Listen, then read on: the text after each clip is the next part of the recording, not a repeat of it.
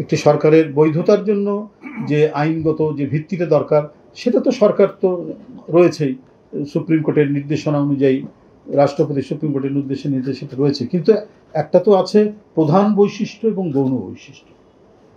একটি সরকার যতক্ষণ পর্যন্ত না নির্বাচিত সরকার হচ্ছে ততক্ষণ পর্যন্ত তার তো সেভাবে জবাবদিহিতা থাকবে না।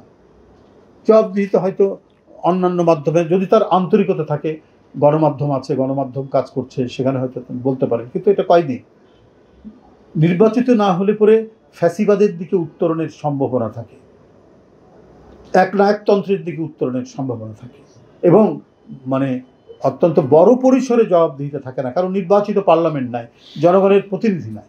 গণতন্ত্রে বিশ্বাসী রাজনৈতিক দল, আর এটাতে বেআইনি কাজ যারা করবে এটা তো দায়িত্ব হচ্ছে সরকারের। আমরা তো দল হিসেবে যদি সেটা প্রতিহত করতে যাই একক দেশ, সেটা হবে একটা গুন্ডামি। সেটা আমরা করবো কেন? সেটা তো সরকার করবে। সরকারের আছে আইন শৃঙ্খলা বাহিনী আছে, তারা করবে।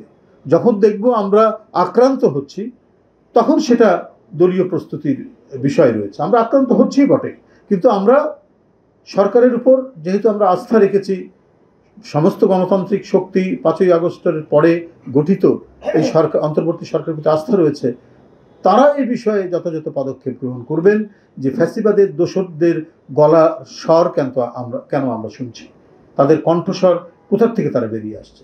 ওই যে আমরা বলেছি যে একটা হতে পারে একটি রাজনৈতিক দলকে যখন দমন করা হয়, সে রাজনৈতিক দলের যদি স্বচ্ছ নীতিমালা থাকে, সততা নিষ্ঠা থাকে, তাকে দমন করা যায় না।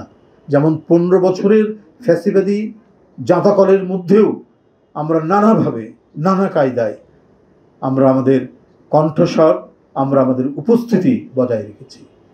ওরা পলাতক, আমাদের নেত্রী পলাতক নয়, ওরা পলাতক, ওদের নেতারা সব পালিয়ে গেছে।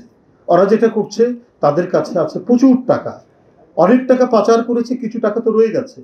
এগুলো দিয়েই তারা বিভিন্ন ধরনের খুনে বাহিনী, ভাড়াটিয়া বাহিনী তারা তৈরি করে বিভিন্ন জায়গায় আক্রমণ করছে। না হলে রাত 3টার সময় মানবেন্দ্র ঘোষের বাড়িতে তারা কিভাবে আগুন দিল, একটি গ্রামের মধ্যে, একটি বাড়ির মধ্যে।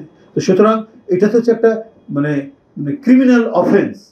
ক্রিমিনাল অফেন্স এটাতে দমন করবে সরকারের আইন শৃঙ্খলা বাহিনী, তার যে আইনি যে প্রক্রিয়াটা আছে তারা সেটা করবে। আর ওইটা যদি তারা করতে না পারে, যদি রাজনৈতিক দলকে নামতে হয়, তাহলে তো ওটা হবে নৈরাজ্য। তা আমরা তো নৈরাজ্যে বিশ্বাসী নই, অ্যানার্কিতে বিশ্বাসী নয়।